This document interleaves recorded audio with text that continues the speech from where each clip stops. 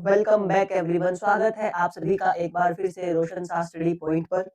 तो इंग्लिश का आप लोगों का प्री बोर्ड का एग्जाम बस अब कुछ ही दिनों में आने वाला है, तो उसके लिए जो इम्पोर्टेंट क्वेश्चन आंसर का एक वीडियो है जिसके अंदर आप अपने जो लिटरेचर सेक्शन है आपका पार्ट सी, पेपर का जो पार्ट सी है उसको आप बहुत अच्छे से और बहुत आसानी से कर सकते हैं।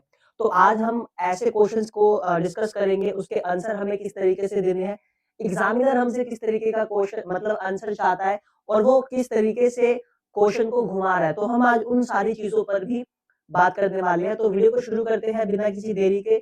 इसमें हम पोएट्री के भी कुछ क्वेश्चंस डिस्कस करेंगे ताकि हमारे पोर्ट से भी बहुत सारे क्वेश्चंस हमारे निकल कर सामने आते हैं एग्जाम में, जो कि एग्जाम पॉइंट ऑफ व्यू से बहुत ज्यादा इंपॉर्टेंट हो जाते हैं। तो यहाँ पे फर्स्ट क्वेश्चन से शुरुआत करते हैं जिसमें पूछा गया है what changes did the order from Berlin cause in school that day. ठीक है, देखो यहाँ से पूछा गया कि स्कूल में कौन से चेंजेस आ गए थे जब वो ऑर्डर पास हुआ था, मतलब जब वो ऑर्डर स्कूल में बताया गया था तो स्कूल के अंदर जो चेंजेस आए थे वो क्या चेंजेस थे। देखो एग्जामिनर क्या करेगा, जो इंग्लिश जो है ना एक ऐसा सब्जेक्ट है जिसको हम क्वेश्चन अगर हम बना रहे हैं तो हम उसको बहुत तरीके से घुमा सकते हैं, लेकिन उसका जो आंसर रहेगा वो बिल्कुल सेम रहेगा। तो आपको कंफ्यूज बिल्कुल नहीं होना है। ठीक है, एग्जामिन अभी ऐसा क्वेश्चन आपको आगे भी देखने को मिलेगा पीपीटी के अंदर, क्योंकि एग्जामिनर क्या करता है नॉर्मली एक क्वेश्चन को वो 3 तरीके से पूछने की कोशिश करता है, लेकिन आंसर उसका सेम रहता है। कभी-कभी आंसर हम वर्ड लिमिट के हिसाब से बड़ा भी कर सकते हैं और कभी-कभी हम उसको छोटा भी कर सकते हैं, ठीक है? तो आपको भी यही ध्यान देना है क्योंकि इंग्लिश के पेपर में आपको टाइम मैनेजमेंट बहुत ज़रूरी है। अगर आपको इंग्लिश नहीं भी आती है तो किस तरीके से आप आंसर करोगे, कितने मार्क्स का है तो आपको कितना वर्ड लिमिट लिखना है, तो इसके ऊपर भी आपको थोड़ा-सा फोकस करना पड़ेगा, ठीक है? तो यहाँ पे पहले क्वेश्चन से शुरू करते हैं हमारा देखो आंसर आप क्या लिख सकते हो, the order came from Berlin was shocking. ठीक है, there was nothing but silence everywhere in the school. देखो अब एक ऐसी न्यूज़ अगर आपके स्कूल में बताई जाए कि भाई आपके स्कूल में बॉम्ब है, तो आप सब भी डर ही जाओगे। आपके जो एनवायरनमेंट है स्कूल का बिल्कुल शांत हो जाएगा कि साइलेंस हो जाएगा कि क्या हो गया है हमारे स्कूल के अंदर। तो उसी तरीके का एक शॉकिंग न्यूज़ आया था। क्या न्यूज़ था? The students got new copies with France Alsace written on those copies. मतलब उनको जो कॉपी दी गई थी उसके ऊपर स्कूल का जो नाम था वो चेंज हो गया था। ठीक है, फ्रांस लिख दिया गया था। Everyone looked sad and serious, old people of the village had come to thank M Hamel for his faithful 40 years of service. देखो ऐसे क्वेश्चन आए तो आपको एक बात ये ध्यान में रखनी है कि जो पूरा स्कूल था साइलेंस हो गया था। दूसरा पॉइंट क्या इंपॉर्टेंट पॉइंट क्या हो जाएगा कि जो एम हैमिल को जितने भी विलेजर्स थे, मतलब वहां के जितने भी लोग थे वो थैंक यू करने आए थे, क्योंकि एम हैमल ने अपने सर्विस के 40 साल उस स्कूल में दिए थे, 40 साल उन्होंने उस लैंग्वेज को पढ़ाया था। तो ये दोनों पॉइंट आप इसमें मेंशन, ये दोनों पॉइंट अगर आपको याद रहेगा ना तो आप क्वेश्चन की भी 2-3 लाइन उठाओगे और आंसर में अगर पेश करते हो तो आपका 3 नंबर या 4 नंबर का जितने का भी आपका क्वेश्चन होगा वो बहुत इजीली कवर अप हो जाएगा। ठीक है, उसके बाद that day everyone was very quiet. ठीक है, the only sound was the scratching of pens over paper. ठीक है, तो ऐसे पॉइंट आप इसमें मेंशन कर सकते हो। ये जो क्वेश्चन है रिपीटेड हुआ है, ठीक है, और ज्यादा बड़ा क्वेश्चन आपको नहीं लग रहा है, बहुत छोटा आंसर है, लेकिन फॉन्ट की वजह से आपको लग रहा है कि ये बहुत बड़ा आंसर है, लेकिन बहुत छोटा है। जब आप अपने कॉपी में नोट डाउन करोगे तो आपको ये 2 या 3 लाइन में ये कवर हो जाएगा आपका ये आंसर। ठीक है, चलिए शुरुआत करते हैं दूसरे क्वेश्चन की तरफ, मूव ऑन करते हैं। दूसरा क्वेश्चन क्या कहता है हमसे, दूसरा भी हमारा एम हैमल यानी कि लास्ट लेसन से पूछा गया है। लास्ट लेसन का दूसरा क्वेश्चन क्या कहता है, what information did M Hamel give to the students in the his class. तो एम हैमल ने अपने बच्चों को कौन सी इंफॉर्मेशन बताई थी क्लास के दौरान में। ठीक है, तो what information did M Hamel give to the students in his class. ठीक है, अपने क्लास के बच्चों को कौन सी इंफॉर्मेशन के बारे में बताया था। तो इसमें हम क्या पॉइंट मेंशन कर सकते हैं, देखो इसमें भी हम ये 2 या 3 मार्क्स में ज्यादा से ज्यादा आपसे पूछेगा तो आप बताओगे M Hamel inform that the students about the order came from Berlin, यानी कि बर्लिन से एक ऑर्डर आया है। ठीक है, बर्लिन से एक संदेश आया है। ठीक है, क्या संदेश है, and it is your last lesson today. वो बताते हैं कि बच्चों आज बर्लिन से एक नया संदेश आया है और आज जो है आपको मैं एक आखिरी और लास्ट लेसन पढ़ाने वाला हूँ। ठीक है, only German language will be taught in the school of Alsace and Lorraine। ठीक है, he said that the new master comes the next day। ठीक है, वो बताते हैं कि अब से क्या होगा, यानी कि सिर्फ जर्मन लैंग्वेज को ही पढ़ाया जाएगा और कल से आपके जर्मन के जो नए टीचर है, ठीक है, मेरी जगह पे कल से नए टीचर आपको पढ़ाने आएंगे। ये पॉइंट आप इसमें मेंशन कर सकते हैं, ठीक है। चलिए आगे बढ़ते हैं तीसरे क्वेश्चन की तरफ। तीसरा क्वेश्चन हमसे क्या कहता है, why M Hamel did why M. Hamel did not get angry with France or being late, ठीक है। देखो अब क्या होता है कि हर क्लास में एक ऐसा बच्चा होता है जिसको पढ़ाई में बिल्कुल भी मन नहीं लगता है, उसका मन करता है बाहर जाके खेलना, ठीक है, बाहर जाके मौज मस्ती करना। तो उसी तरीके का कैरेक्टर था हमारा स्टोरी के अंदर फ्रांस। अब क्या होता है कि एम हैमल जो क्या करते हैं, जब भी फ्रांस आता था तो उसको मतलब डांटते थे कि तुम लेट क्यों आए हो, तुम बाहर खड़े हो जाओ, पौधों में जाके पानी दो। लेकिन उस दिन एम हैमल ने फ्रांस को बिल्कुल भी नहीं डांटा। तो ये क्वेश्चन हमसे पूछ रहा है कि ये ऐसा क्यों हुआ, ठीक है। Why M. Hamel did not get angry with France for being late? ये क्वेश्चन आ सकता है आपका, इस पे आपको थोड़ा सा फोकस करना है कि उस दिन क्या हुआ था एम हैमल के साथ। तो आप बताओगे M Hamel did not scold France and he said very kindly, go to your place quickly little France, we were beginning we were beginning without you. The government had ordered to take German classes instead of French classes. So M. Hamel was upset on hearing this news. So he let him to enter the class without scolding. ठीक है, देखो उन्होंने इसलिए नहीं डांटा था क्योंकि वो बहुत दुखी थे। क्यों दुखी थे? क्योंकि भाई अब जर्मन लैंग्वेज पढ़ाई जाएगी, ठीक है। उनको अपनी लैंग्वेज से बहुत ज्यादा प्यार भी था, ठीक है। इस चक्कर में उन्होंने क्या करा, किसी भी बच्चे को उस दिन नहीं डांटा, सबको चुपचाप से उन्होंने मतलब पढ़ाना उन्होंने अपनी क्लास को शुरू कर दिया था। उसके बाद है what is Saheb looking for in the garbage dumps. ये है हमारा लॉस्ट स्प्रिंग, चैप्टर नंबर 2 है फ्लेमिंगो का। यहाँ से क्वेश्चन निकल कर सामने आता है कि what is Saheb looking for in the garbage dumps, where is he and where has he come from. ठीक है, पूछ रहा है कि जो साहेब है वो जो गार्बेज का जो ढेर होता है, ठीक है, कूड़ों का ढेर होता है, उसमें साहेब क्या ढूंढता था। उसके बाद इसी क्वेश्चन में आगे हमसे बात कर मतलब एग्जामिनर हमसे पूछना चाहता है कि where is he and where has he come from. अभी वो कहाँ है और वो कहाँ से आया था, ठीक है, ये हमसे एग्जामिनर पूछ रहा है। देखो एक ही क्वेश्चन में उसने हमसे 3 इंफॉर्मेशन वो हमसे चाहता है, ठीक है। एग्जामिनर बड़ा तेज है, वो चाहता है कि बच्चों से मैं एक ही लाइन में क्वेश्चन पूछूं और उनसे 2-3 चीजें पूछ लूं, ठीक है। 2-3 चीजों की वो हमसे डिमांड कर रहा है। यहाँ पे सबसे हम पहले हम बताएंगे कि साहिब गार्बेज डंप्स में क्या ढूंढा करता था, ठीक है।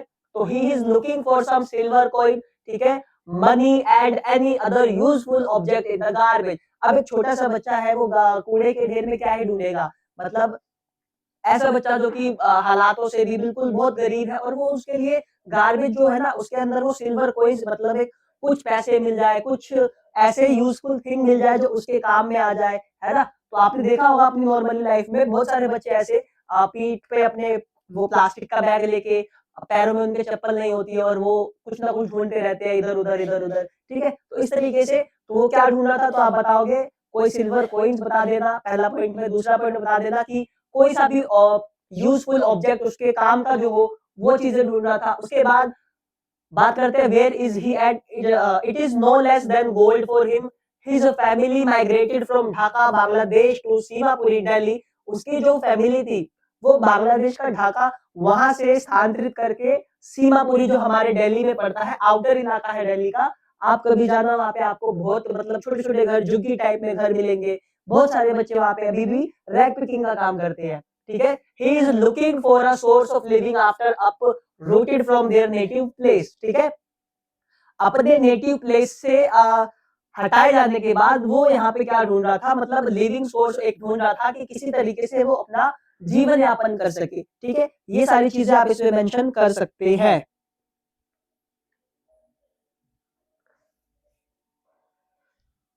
देन अगले क्वेश्चन की तरफ हम बढ़ते हैं। अगला क्वेश्चन क्या कहता है,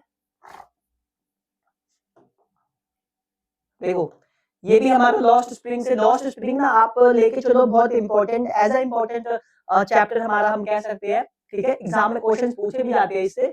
अगला क्वेश्चन हमारा कहता है is Sahib happy working at tea stall, why, या मतलब एक्सप्लेन करने को हमसे बोल रहा है, क्या साहिब चाय की दुकान पर काम करके खुश था। एग्जामिनर हमसे ये जानना चाहता है, ठीक है। तो आपको अगर आपने स्टोरी पढ़ा होगा या आपको स्कूल में टीचर वगैरह ने स्टोरी समझाया होगा तो उसमें ये क्वेश्चन जो है, देखो ये जो वाला जो क्वेश्चन है ना, इसको तो आप वीवीआई में कन्वर्ट कर लो, वेरी वेरी इंपॉर्टेंट में, क्योंकि ये वाला क्वेश्चन 2 मार्क्स के लिए मतलब रिपीट होता चला आ रहा है, ठीक है? तो आप इसको ना वेरी वेरी इंपॉर्टेंट में हाइलाइट करके लेके चलो, ठीक है? तो हमसे पूछा गया क्या साहेब टी स्टॉल पर काम करके खुश था?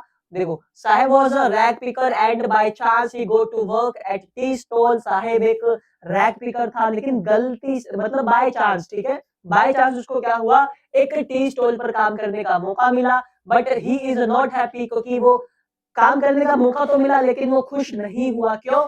Because working for a master means sacrificing his freedom, ठीक है? वर्किंग फॉर अ मास्टर, किसी मास्टर के लिए काम करना अपनी जो सैक्रिफाइंग होती है, मतलब हम अपनी स्वतंत्रता को खो देते हैं, ठीक है? हम उसके अंदर जो होता है ना, हम बंध जाते हैं, ठीक है? जिसके आगे हम काम करते हैं, हम उसके अंदर बंध जाते हैं, ठीक है? तो वो इस बात से खुश नहीं था, even though he earn 800 rupees and all his meal, ठीक है? देखो, काम तो करता था, उसको 800 रुपए महीने का मतलब जो तनख्वाह सैलरी भी मिलती थी और उसको खाना भी मिलता था, लेकिन तब भी वो खुश नहीं था, क्योंकि वो अपनी स्वतंत्रता को खो चुका था, ठीक है? देखो, सपोज़ करो अगर हमारा खुद का बिज़नेस होगा, तो हम कभी भी हमारा मन करेगा तो हम बिज़नेस मतलब अपने दुकान पर जाएँगे, कुछ भी करेंगे, लेकिन जब हम किसी के अंडर काम करेंगे, तो हमारी जो फ्रीडम है, हमारी जो स्वतंत्रता है, वो खो जाएगी, ठीक है? तो ये वाला क्वेश्चन बहुत बार रिपीट हो रहा है, तो आप इसको हाइलाइट में लेके चलिए। अगला क्वेश्चन हमसे क्या कहता है कि mention the hazards of working in the glass bangle factory, ठीक है? तो जो हमारा चैप्टर में जो सेकंड पार्ट था मुकेश का, ठीक है? मुकेश से रिलेटेड जो था, तो इसमें हमसे पूछा गया है कि हमें ग्लास बैंगल का जो फैक्ट्री था, जो इंडस्ट्री था, उसके यहाँ पे जो खतरे थे, यानी कि जो हज़ार्ड्स था, उसके बारे में हमें मेंशन करना है कि किन तरीकों के खतरों को उसको सामना करना पड़ता था। मतलब वहाँ पे जितने भी लोग काम करते थे, उनको किन तरीकों का मतलब जो हज़ार्ड्स होता है, उनसे निपटना पड़ता था, ठीक है? तो ये हमसे पूछा गया है। ये भी आप वीवीआई में लेके चलो, 2 या 3 मार्क्स में ये भी बहुत बार पूछा गया है और उम्मीद है इस बार भी या तो प्री बोर्ड में पूछ सकता है एग्ज़ामिनर, या तो बोर्ड में तो पूछेगा ही पूछेगा, ठीक है? तो आप इसको भी हाइलाइट करके लेके चलो, ठीक है? तो हमें यहाँ पे कुछ हज़ार्ड्स को मेंशन करना है, हमें कुछ खतरों को मेंशन करना है, जो कि वहाँ के लोग जो वहाँ पे काम करते हैं, वो उसको फेस करते हैं। Man have to work in डिगी cells without air and light, ठीक है? जो वहाँ के आदमी हैं, वो कैसे काम करते हैं? बिना किसी रोशनी, बिना किसी हवा के, मतलब वो ऐसा है ना कि चारों तरफ से पैक है और वहाँ पे लोग क्या करते हैं? काम करते हैं, ठीक है? and the stinking smell choke their bodies. They lost the brightness of their eyes. उन्होंने अपनी आंखों की जो रोशनी होती है वो कम हो गई है, खोते जा रहे हैं उस चीजों को. They do blind with the dust from polishing the glass bangles, the dazzling of sparking of welding light and the high temperature. वहां पे क्या होता है, वो लोग बहुत ही हाई टेम्परेचर पे काम करते हैं, ठीक है? हाई टेम्परेचर पे काम करने के साथ साथ क्या होता है, जो वेल्डिंग लाइट होती है, आपने देखा होगा वेल्डिंग लाइट में जो चश्मा का यूज़ किया जाता है, एक ब्लैक कलर का चश्मा होता है, जब भी हम किसी चीज़ को वेल्डिंग करते हैं तो, ठीक है? लेकिन वो लोग बिना चश्मे के वेल्डिंग लाइट से क्या करते थे, काम करते थे, जो कि उनकी आँखों पर बहुत असर डालता था, ठीक है? तो ये कुछ हज़ार्ड्स थे जो कि हमें ग्लास बेंगल फैक्ट्री में, इंडस्ट्री में देखने को मिले हैं स्टोरी के अंदर. चलिए आगे बढ़ते हैं, अगला प्रश्न क्या कहता है, why was Douglas determined to get over the fear of water, ठीक है? तो जो डगलस का जो determined to get over his fear of water, मतलब जो उसका पानी का डर था, ठीक है? उसको पानी के डर को उसको काबू करने के लिए, मतलब दृढ़ संकल्प, हम एक वर्ड बोल सकते हैं यहाँ पे, ठीक है? किस तरीके का वो दृढ़ संकल्प उसने ठाना था, तो इसमें हमें बताना है Douglas visited many famous water spots, but मतलब वो क्या किया था ना, बहुत सारे, हम कह सकते हैं स्टोरी में, एक ऐसी-ऐसी पानी की जगह पे गया था जहाँ से वो अपनी पानी के डर को दूर कर सके। लेकिन वो हर जा मतलब जब भी जाता था ना, तो जब भी पानी को देखता था, तो उसको ना जो उसका डर था, मतलब अंदर का जो एक फ़ोबिया था, वो अपने आप डेवलप हो जाता था, ठीक है? देखो, हर व्यक्ति में, हर इंसान में किसी न किसी चीज़ को लेकर एक डर रहता है। किसी को ऊँचाई से डर लगता है, ठीक है? किसी को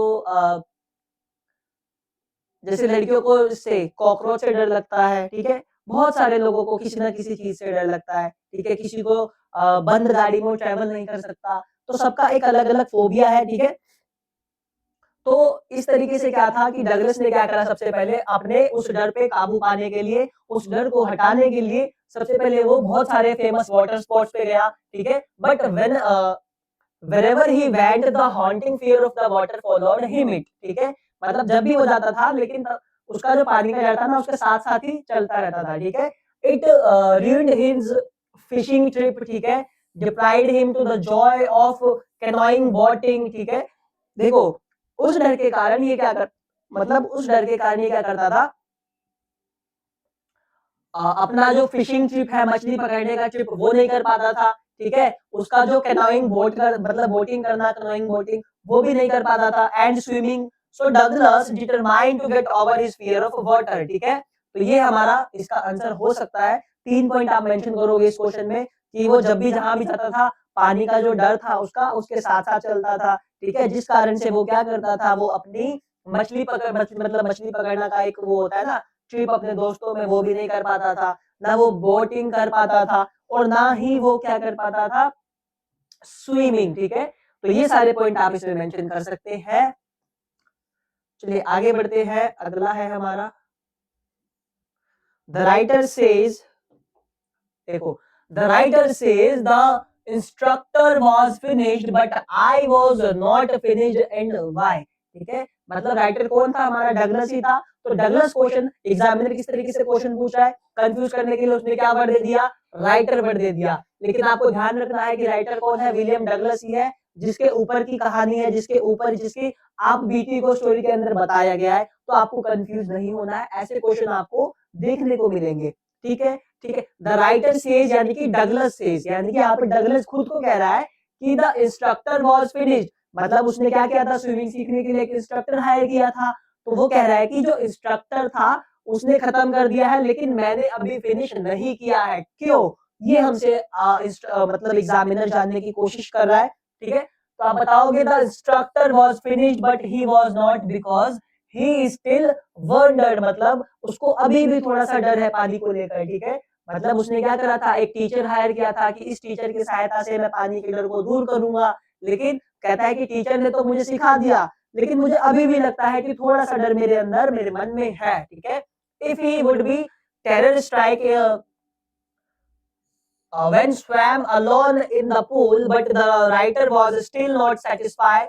He feared that when he was alone in the pool, his old fear would come back to him. So he wanted to try still more in the pool. ठीक है, वो कहता है कि जब भी मैं अकेले स्विमिंग पूल में जाता हूँ, तो जो मेरा डर है वो अपने आप डेवलप हो जाता है, मतलब कि मैं अभी भी अच्छे से सीखा नहीं हूँ, ठीक है? ये सारे बातों को आप इसमें मेंशन कर सकते हैं।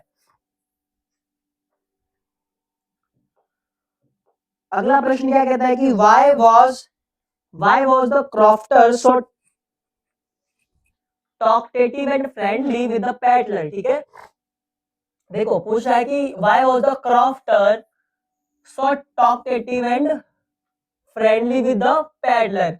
क्रॉफ्टर की हमने बात करी थी, क्रॉफ्टर कौन था, एक बूढ़ा सा व्यक्ति था जिसने क्या किया था, जिसके घर से पैडलर क्या पैसे लेकर भाग गया था, ठीक है ना, क्रोनर जो अमाउंट था वो लेकर भाग गया था, ठीक है? तो हमसे पूछा है क्रॉफ्टर के बारे में, पूरा क्वेश्चन क्रॉफ्टर के बारे में है, आगे की लाइन को आपको देखना ही नहीं है। सबसे पहले बात कर दी गई है कि why was the crofter so talkative, वो इतना बातूनी क्यों था, वो इतना फ्रेंडली क्यों था, ये हमसे पूछ रहा है। बहुत इजी क्वेश्चन आपको दिया गया एग्जाम में, ठीक है? तो आप बताओगे the crofter was so talkative and friendly with the peddler because he was lonely person in cottage, ठीक है? वो अपने घर में बिल्कुल एक अकेला पर्सन था, बहुत ही लोनली पर्सन था। Due to loneliness his life was boring, he was an old man who was living there without wife और चाइल्ड, ठीक है? देखो, लोनलीनेस के कारण क्या हुआ कि मतलब उसकी जो लाइफ थी बहुत बोरिंग चल रही थी, क्योंकि उसकी शादी भी नहीं हुई थी, ठीक है? ना ही उसके कोई बच्चे थे, ना ही उसकी कोई वाइफ थी, जिस कारण से, और वो ओल्ड भी हो चुका था, जिस कारण से वो बहुत अकेला महसूस करता था। So he was happy to have someone with whom he could sit and talk to in his loneliness, ठीक है? तो वो मतलब बहुत खुश हो जाता था कि जब भी कोई उसके यहाँ पे आता था ना, तो वो उससे बातें करना, उसको बिठा के, ठीक है? उसके साथ एन्जॉयमेंट, ठीक है? इस तरीके के पॉइंट्स आप इसमें मेंशन कर सकते हैं।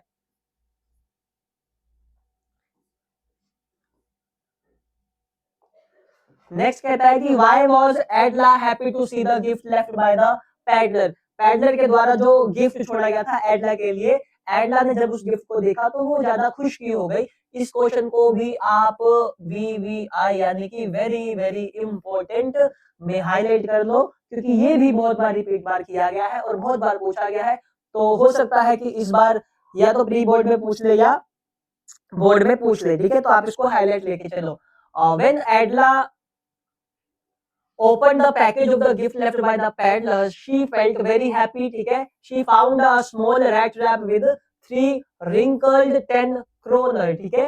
देखो जब पैडला उस गिफ्ट को ओपन करती है तो उसमें से एक चूहेदानी निकलता है, ठीक है। ये देखो चूहा यहाँ पे भी दिया गया, एक चूहेदानी निकलता है, ठीक है। चूहेदानी के साथ साथ उसको 3 नोट मिलते हैं, ठीक है। 10 क्रोनर के 3 नोट मिलते हैं, जिसपे थोड़े से झुरिया टाइप, रिंकल टाइप, थोड़े फटे-फटे नोट से इस तरीके के मिलते हैं। And a letter addressed to the her, एक लेटर होता है। He had left the 30 kroner for its rightful owner, मतलब वो जो 30 क्रोनर थे ना, वो जिसने जहां से चुराए थे उसके लिए वहां पे रख देता है हमारा peddler. He was not a thief but his situation made him do so.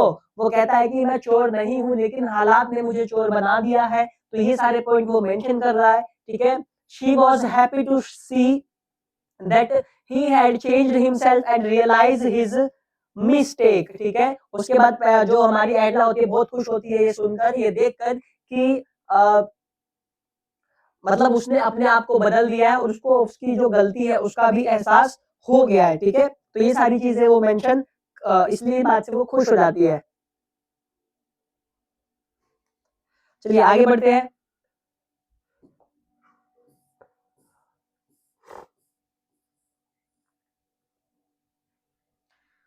अब क्वेश्चन हमसे क्या कहता है कि लिस्ट द प्लेसेस, ये हमारा इंडिको से चैप्टर से आया हुआ है। List the places Gandhi ji visited between his first meeting with Shukla and his arrival at Champaran, ठीक है। तो यहाँ पे हमें कुछ ऐसे प्लेसेस को लिस्ट करना है जहाँ पे गांधी जी ने क्या किया था। Gandhi ji first meeting with Shukla, Gandhi ji की पहली मीटिंग शुक्ला के साथ किस जगह पे हुई थी और वो किस किस जगह पर चंपारण में गए थे। तो हमें ऐसे कुछ प्लेसेस को मेंशन करना है। तो यहाँ से आप शुरू करोगे आंसर को। Gandhi ji had his first meeting with Shukla in annual convention of the Indian National Congress. तो भारतीय नेशनल जो कांग्रेस है, ठीक है, भारतीय राष्ट्रीय कांग्रेस के अधिवेशन में, ठीक है ना, वो अधिवेशन में वार्षिक अधिवेशन उनका कुछ था, सम्मेलन टाइप था। तो वहां पे गांधी जी की पहली मुलाकात हुई थी किनसे, शुक्ला जी से, ठीक है। लखनऊ में, लखनऊ आप प्लेस मेंशन करोगे कि लखनऊ में एक कांग्रेस का वार्षिक सम्मेलन था जहां पे गांधी जी शुक्ला जी से मिलते हैं, ठीक है। Following this Gandhi ji visited other parts of India, his ashram, ठीक है, near Ahmedabad and Calcutta. Calcutta Ahmedabad mention कर दोगे। Before his arrival at Champaran, Champaran आने से पहले वो कहाँ मिल, मतलब कहाँ कहाँ जाते हैं, तो अहमदाबाद कर दोगे, कैलकाटा कर दोगे, ठीक है। तो ये सारे पॉइंट आप इसमें मेंशन कर सकते हैं। चलिए आगे बढ़ते हैं। अगला प्रश्न क्या कहता है हमसे,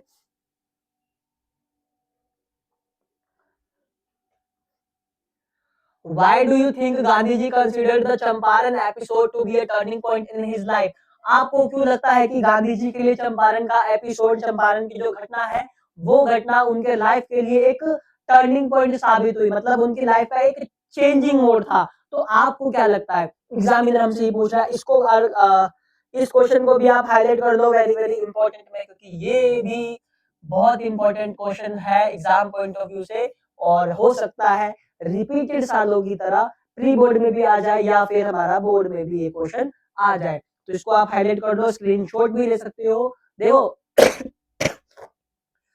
आप जिस जो चीज आपको इंपॉर्टेंट लगती है आप उसका स्क्रीनशॉट ले सकते हैं, अदरवाइज आपको जो पीडीएफ है वो चैनल के टेलीग्राम चैनल है, वहां पे आपको प्रोवाइड इजीली हो जाएगा, वहां से आप फ्री में डाउनलोड कर सकते हो, आपसे कोई भी चार्ज नहीं लिया जाएगा, ठीक है। तो आंसर हम बता सकते हैं, Gandhi ji considered the Champaran episode to be a turning point, ठीक है, in his life, because it was the first satyagraha movement in India. Bharat में ये पहला सत्याग्रह आंदोलन था गांधी जी के लिए, और ये टर्निंग पॉइंट साबित इसलिए हुआ क्योंकि गांधी जी का ये पहला मूवमेंट था, ठीक है। साउथ अफ्रीका से जब वो आए थे उसके बाद इनका ये भारत में पहला सत्याग्रह मूवमेंट था, ठीक है। And it had given back courage and self support back to the Champaran peasant, ठीक है, वहां के पीजेंट्स को एक सपोर्ट दिया गया इस आंदोलन के through, he was ordered to leave Champaran, but Gandhiji refused. At last, the government had to relent. It was the first victory of Gandhiji against the Britishers. ठीक है, गांधी जी को इसमें मतलब इस आंदोलन के दौरान उनको वापस जाने को भी कहा गया था, गांधी जी ने मना भी किया इस बात को लेकर, ठीक है। और गांधी जी का जो ये आंदोलन था, मतलब जो हमारे ब्रिटिश थे, हमें हमारे ऊपर वो लोग रूल करते थे उस टाइम पे, ठीक है, 1970 में भी की घटना है ये। तो उस टाइम पे गांधी जी के लिए आंदोलन बहुत बड़ा साबित इसलिए हुआ क्योंकि ब्रिटिश के खिलाफ इनकी पहली जीत थी भारत में, एक आंदोलन के रूप में गांधी जी को पहली जीत मिली थी, ठीक है। तो ये सारे पॉइंट आप इसमें मेंशन कर देना। चलिए आगे बढ़ते हैं। बहुत इंपॉर्टेंट क्वेश्चंस, बहुत ज्यादा ही इंपॉर्टेंट क्वेश्चंस आप लोगों के लिए बिल्कुल छाट के लाया गया है ताकि आपकी तैयारी बहुत अच्छी हो जाए, ठीक है। आपकी तैयारी हो जाएगी, आप अच्छे मार्क्स लाओगे, ठीक है। तो अगले क्वेश्चन की तरफ बढ़ते हैं कि why did Rajkumar Shukla go to meet Gandhi ji, ठीक है। Why did Gandhi ji why did Rajkumar Shukla go to meet Gandhi ji, ठीक है। राजकुमार शुक्ला जो थे वो गांधी जी से मिलने क्यों गए थे? तो सभी को पता है कि भाई इंडिको की खेती जो थी उसको लेकर कुछ हमारे पीजेंट में, ठीक है, और जो हमारे जो ब्रिटिश लैंडलॉर्ड है उनके बीच में कोई करप्शन टाइप चल रहा था, इस वजह से लेकर, इस बात को लेकर राजकुमार शुक्ला क्या करते गए थे, गांधी जी से मिलने गए थे, ठीक है।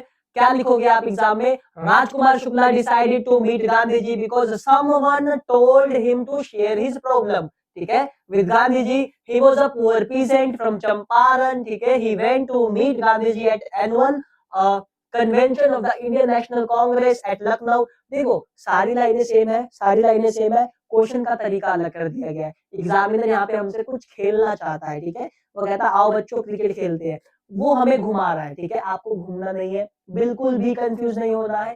क्वेश्चन का पैटर्न आप समझोगे। पहला क्या था कि टर्निंग पॉइंट जो था गांधी जी के लाइफ का, सेम पॉइंट आपको लिखना है, ठीक है। थोड़ा सा आप गांधी जी के बारे में लिख दोगे कि भाई गांधी जी ने उसको टर्निंग पॉइंट माना अपनी लाइफ में क्योंकि उनका पहला मूवमेंट था, ठीक है। फिर यहाँ पे पूछा गया है, क्वेश्चन का पैटर्न सेम है, गांधी जी को यहाँ पे थोड़ा सा कम कर दिया गया है और राजकुमार शुक्ला का नाम 2-3 बार रिपीट किया गया है, बाकी कुछ नहीं है। बहुत इजी क्वेश्चन है और आपको समझना है। एग्जामिनर को अगर देखो आप इस तरीके से पढ़ाई करना शुरू करो कि अगर आप एग्जामिनर हो तो आप क्वेश्चन को किस तरीके से पूछ रहे हो, ठीक है। सपोज मैं अगर एग्जामिनर हूं तो मैं आप लोगों के लिए किस तरीके का क्वेश्चन क्रिएट करूंगा। तो आपने अगर इस तरीके के इस पैटर्न को अपने माइंड में बिठाया कि भाई मैं तो 12th का एग्जाम दे रहा हूँ, चलो एक काम करता हूँ, आज मैं एग्जामिनर बनता हूँ और मैं क्वेश्चन को क्रिएट करता हूँ। हर सब्जेक्ट में आप ऐसा करके देखो कि आप किस तरीके से क्वेश्चन को पूछोगे, आपकी प्रिपरेशन बहुत अच्छी हो जाएगी, ठीक है। चलिए, so that he could convince him to visit Champaran and help the peasant। तो पीजेंट की मदद करने के लिए वो गए थे, बात करने के लिए। तो ये सारी चीजें को आप मेंशन कर सकते हैं। अगला क्वेश्चन क्या कहता है, आगे बढ़ते हैं।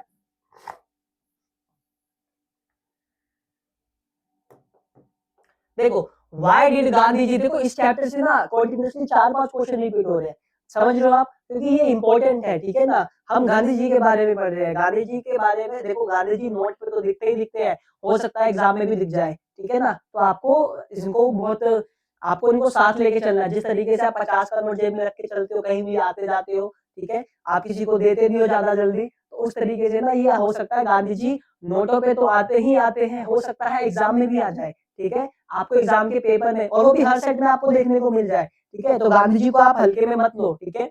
ब्रिटिश ने हल्के में लिया था, क्या कारण हुआ, उनको जाना पड़ा। आप हल्के में लोगे कि हो सकता है आपको फेल होना पड़े। तो गांधी जी बहुत बड़ी बोल सकते हैं मिसाल है, ठीक है। तो गांधी जी को आप साथ में लेके चलो, ठीक है, इनको छोड़ना नहीं है। Why did Gandhi ji decided to go Muzaffarpur, where did he stay there, ठीक है। गांधी जी ने मुजफ्फरपुर जाने का क्यों फैसला किया? अच्छा, मुजफ्फरपुर से याद आया, कितने बच्चे हमारे मुजफ्फरपुर बिहार से बिलोंग करते हैं, क्योंकि बिहार में मुजफ्फरपुर से लीची बहुत ज्यादा फेमस है। तो कमेंट बॉक्स में बताइए कि कितने आप लोग ऐसे हैं जो मुजफ्फरपुर से बिलोंग करते हैं, ठीक है। चलिए, तो क्वेश्चन हमसे पूछ रहा है कि गांधी जी मुजफ्फरपुर क्यों गए थे, ठीक है, और मतलब क्यों जाने का फैसला किया और वो वहां पे किधर रहे थे, मतलब स्टे कहाँ किया था उन्होंने। तो आप बताओगे Muzaffarpur was and routed to Champaran, so Gandhi ji decided to go first to Muzaffarpur. देखो मुजफ्फरपुर जो था जो है हमारा, वो चंपारण के रास्ते में बीच में पड़ता था, तो जिस वजह से वो पहले वहां पे उन्होंने रुकने का फैसला लिया। ठीक है, to obtain more complete information about conditions than Shukla was capable of imparting. He stayed there for 2 days in the home of professor, ठीक है, a teacher in a government school, ठीक है।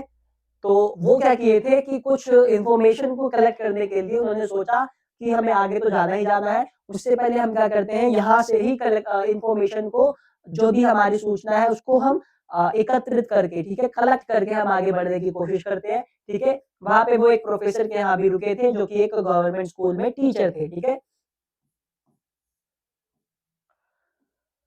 एक छोटा सा क्वेश्चन निकल कर सामने आया है यहाँ पे, What does the writer mean by the fiery mystery of those subjects to make up? ये हमारा पोट एंड पैनकेक से है, मैंने आपको स्टोरी बताई था पोट एंड पैनकेक्स का, ठीक है। तो राइटर जो है हमारे, उनका क्या मीनिंग है, उनका वो क्या कहना चाहते हैं द फियरी माइस्ट्री से, ठीक है।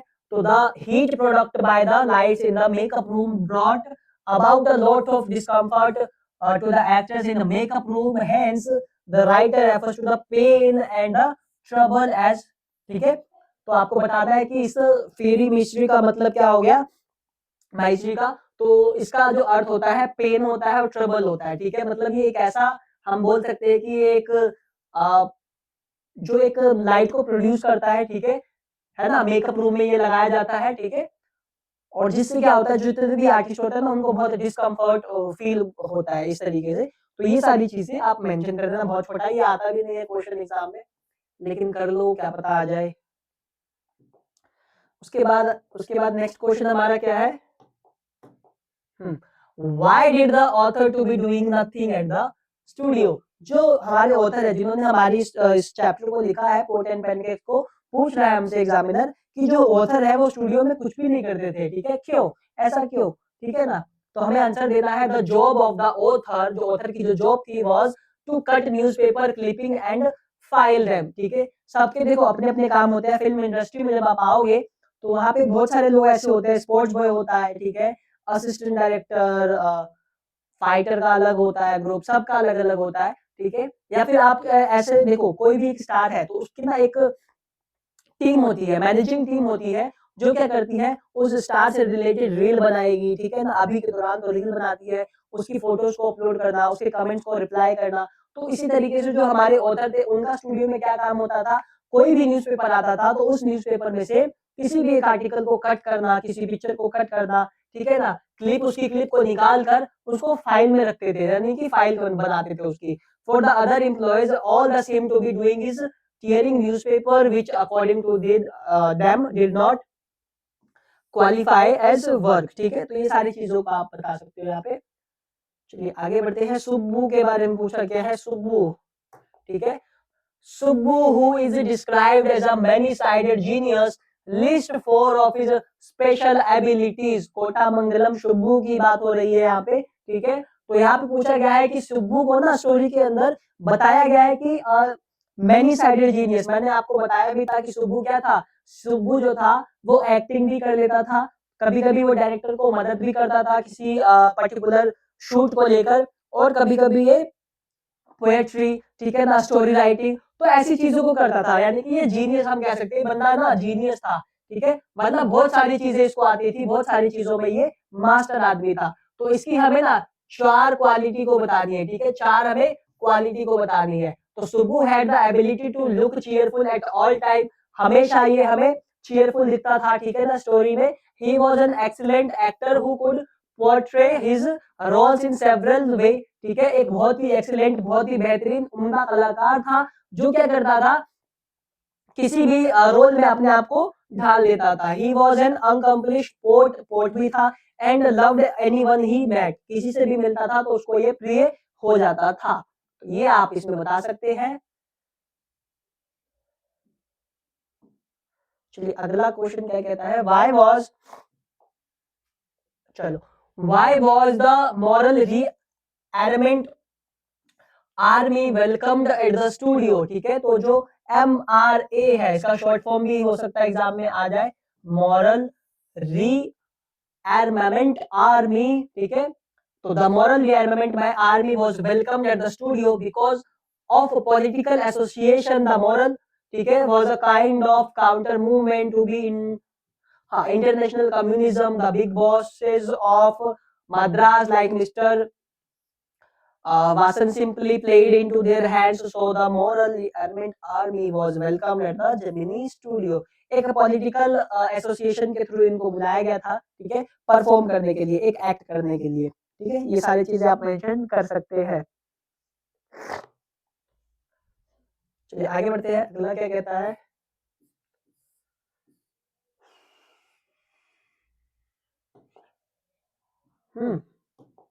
नेक्स्ट है हमारा, why do most celebrity writers despise being interviewed.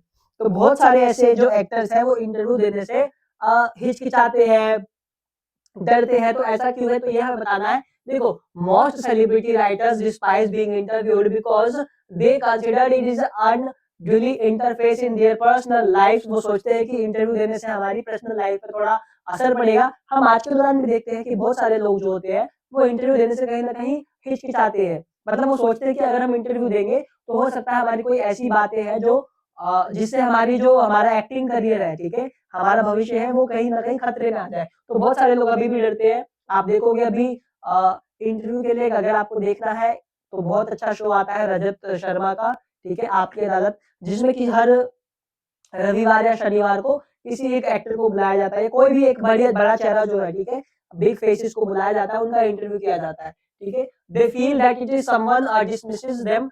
VS Naipaul feels that some people are wounded by interviews and lose a part of themselves, ठीक है। तो ये सारी चीजों को आप इसमें रख सकते हो।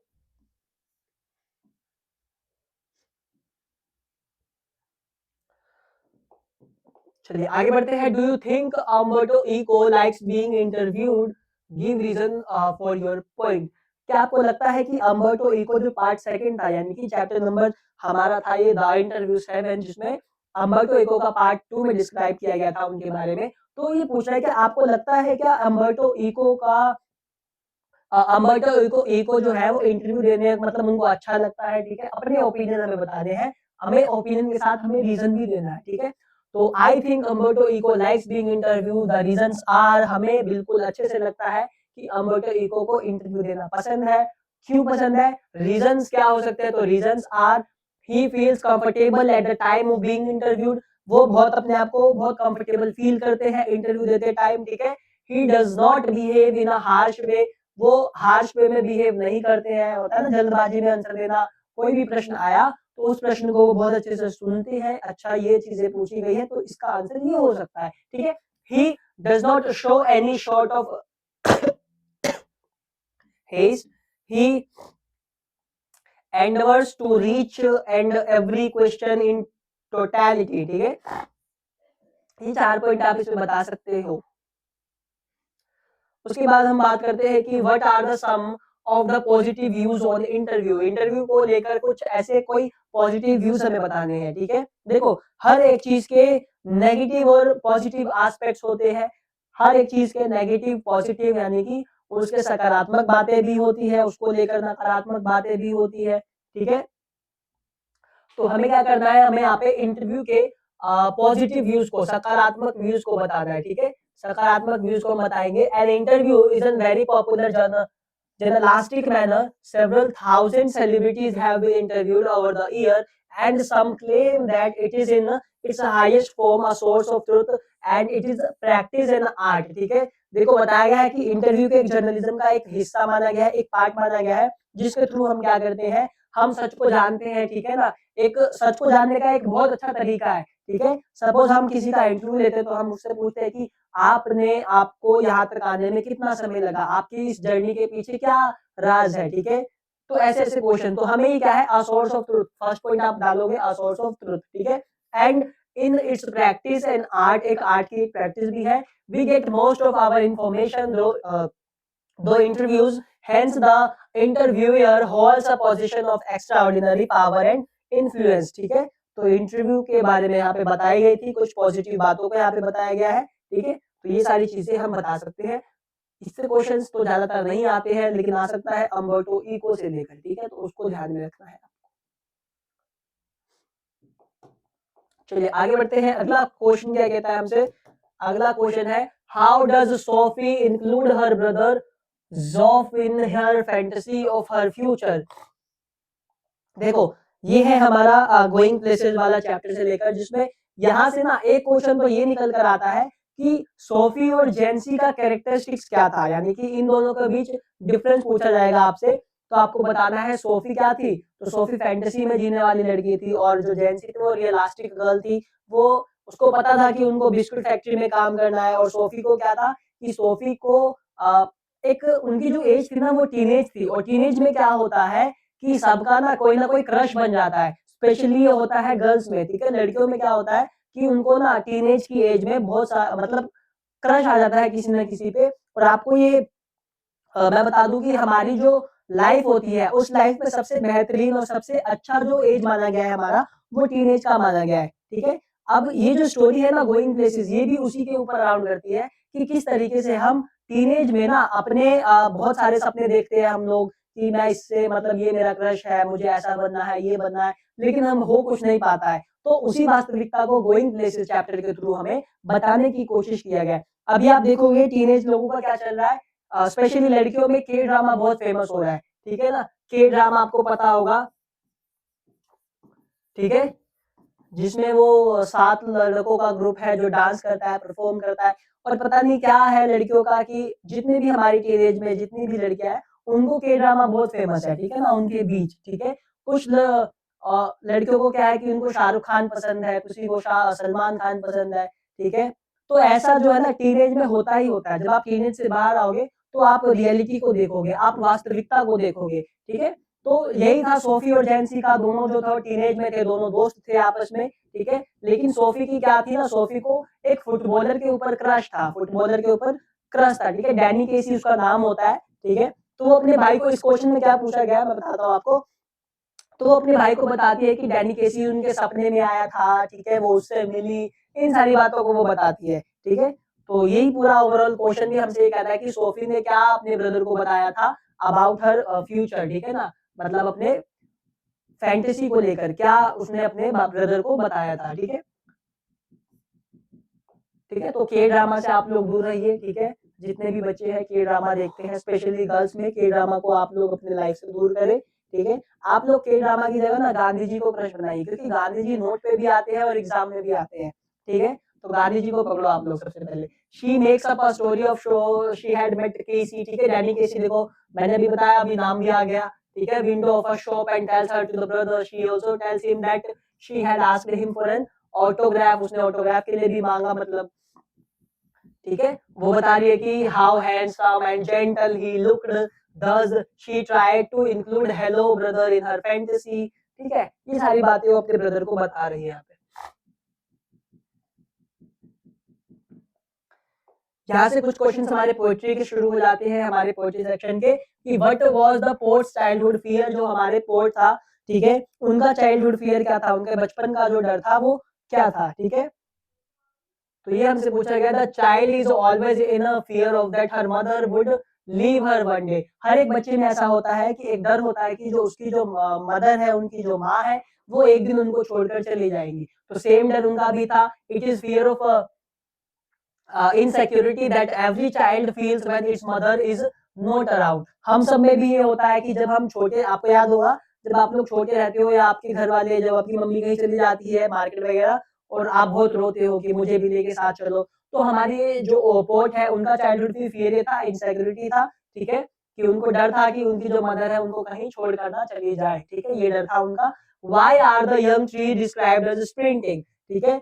अच्छा, एक क्वेश्चन अब ये निकल के आया कि जो यंग ट्रीज था ना उसको डिस्क्राइब किया गया है स्प्रिंटिंग के तौर पर। तो इस तरीके का क्वेश्चन आएगा कि क्यों किया गया इस तरीके का, ठीक है। The port is driving to the Cochin airport, वो कोचिन एयरपोर्ट पे जा रहे हैं, एक तरफ हमारी ऑथर बैठी है, एक तरफ उसकी मदर बैठी है, और मदर जो है ना, मदर के चेहरे पर रिंकल्स आ गई है। और जैसे गाड़ी चल रही है ना, तो जो पेड़ होता है, आपने देखा होगा, पेड़ आपको तेजी से पीछे जाते हुए दिखाई देते हैं, ठीक है। When she looks outside the young tree seems coming towards हर, ठीक है, with the speed of the car they seem to be running fast, but it is only the car that is running, not the tree, ठीक है।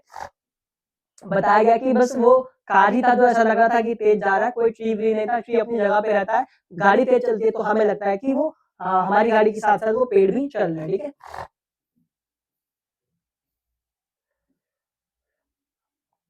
चलिए आगे बढ़ते हैं।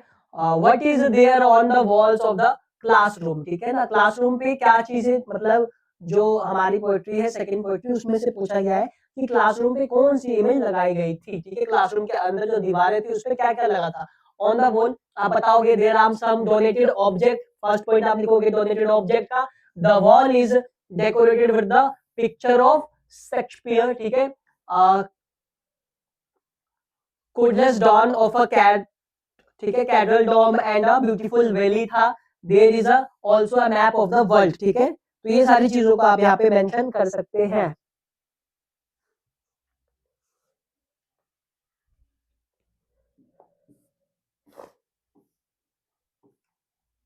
चलिए आगे बढ़ते हैं थर्ड क्वेश्चन, सॉरी हम अब क्या पूछा गया है कि what does the poet wants all of us to do in the poem in keeping quiet. जो हमारे पोएट है हुँ, जो हमारे पोएट है वो क्यों चाहते हैं कि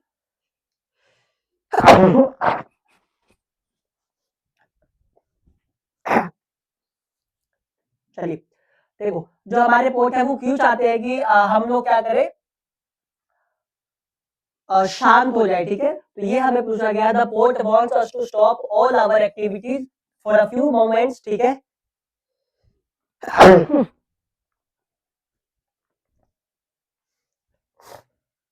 ठीक है? Only for as long as it will take to count to 12, मतलब वो 1 से 12 तक गिनती गाती है और हम लोग क्या होते हैं शांत हो जाते हैं, ठीक है? वी शुड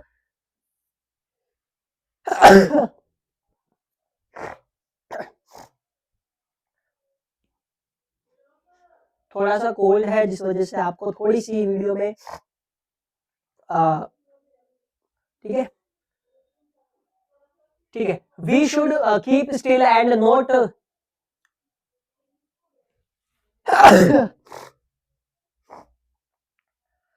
देखो थोड़ा-सा ठंड लग गया है तो थोड़ी मेरी तबीयत भी खराब है, तो हम कोशिश करते हैं जल्दी से जल्दी वीडियो को खत्म करें, ठीक है? डू नॉट मूव इवन और ठीक है? तो बस यही बताया गया है कि 1 से 12 तक वो गिनती गाएँगे जिस टाइम पीरियड के दौरान हमें क्या करना है, हमें जो है उस काउंटिंग के दौरान बिल्कुल शांत रहना है, ठीक है?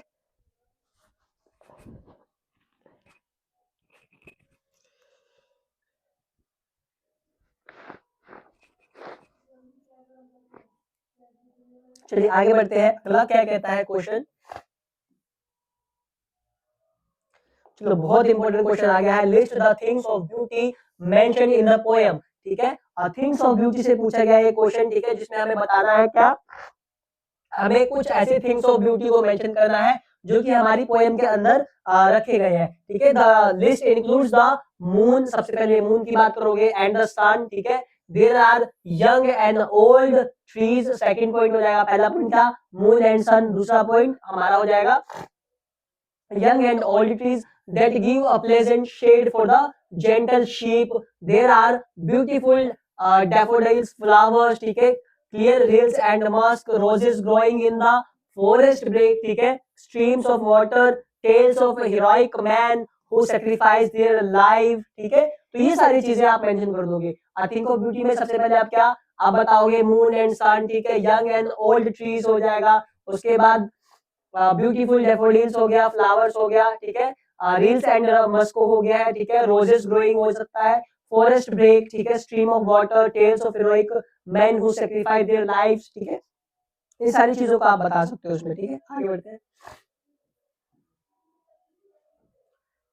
नेक्स्ट है हमारा describe describe the tiger created by aunt Jennifer और how does the poet define aunt Jennifer's tiger, ठीक है? देखो दो क्वेश्चन पूछा गया है, दोनों का आंसर सेम होगा। क्वेश्चन को एग्जामिनर ने यहाँ पे भी घुमा दिया है, यहाँ पे भी चाहता है एग्जामिनर की वो बच्चों को थोड़ा नचाए, ठीक है? बच्चों को थोड़ा कंफ्यूज करे और कंफ्यूजन के चक्कर में बच्चे क्या करते हैं क्वेश्चन का आंसर नहीं देते हैं, ठीक है? आपको ऐसा कुछ नहीं करना है। सबसे पहले पूछा गया describe the tigers created by aunt Jennifer. Aunt Jennifer के द्वारा जो टाइगर क्रिएट किया गया स्टोरी को, स्टोरी के अंदर वो कैसा है और पोएट ने किस तरीके से आंट जेनिफर टाइगर्स को एक्सप्लेन किया है, ठीक है? तो ये हमसे पूछा गया, तो आपको बताना है the poet describes on Jennifer's tigers bright topaz, ठीक है, of the forest, they have no fear of the man under the tree, ठीक है, they are prancing across the screen proudly and fearlessly, ठीक है। तो ये सारी चीजों आप इसमें मेंशन कर सकते हो। चलिए अगला क्वेश्चन क्या कहता है, आ जाओ, what will happen to aunt Jennifer's tiger when she dead, ठीक है। तो जब आंट जेनिफर की डेड हो, जो मर जाती है, तो टाइगर को क्या होता है, तो ये हमसे पूछा गया है। The tigers are internal, they will keep on prancing even after her death. She probably wants to convey that the tiger's men will still be fearless and the condition of women will not change, ठीक है। तो ये सारी चीजों को वो mention कर रही है, आप इसको भी देखो।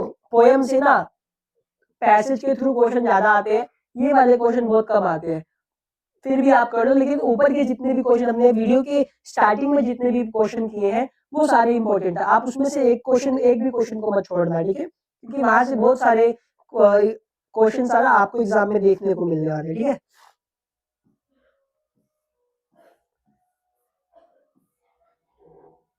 चलो यहाँ पे जो होती है हमारी वीडियो खत्म होती है, ठीक है। यहाँ पे हमने फ्लेमिंगो के जितने भी क्वेश्चंस है उन सबको डिस्कस किया है अभी, ठीक है। पोएट्री से भी रिलेटेड क्वेश्चंस को डिस्कस किया है। विस्टार से मैं क्वेश्चन आपको बता दूं कि विस्टार से तो टाइगर किंग आप इम्पोर्टेंट लेके चलो, ठीक है।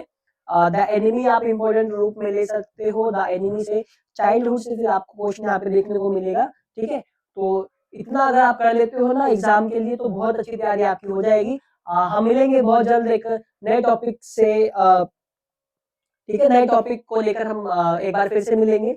और आपका एग्जाम सैटरडे को है, तो हम एक क्वेश्चन पेपर को और सोल्व करेंगे, सैंपल पेपर को सोल्व कर देंगे, ताकि आपकी जो प्रिपरेशन है ना, आपको तरीका पता चल जाए, आपको पैटर्न पता चल जाए कि किस तरीके का पैटर्न हमारा एग्जाम में होता है, ठीक है, और किस तरीके के क्वेश्चंस हमें एग्जाम में देखने को मिलते हैं, ठीक है।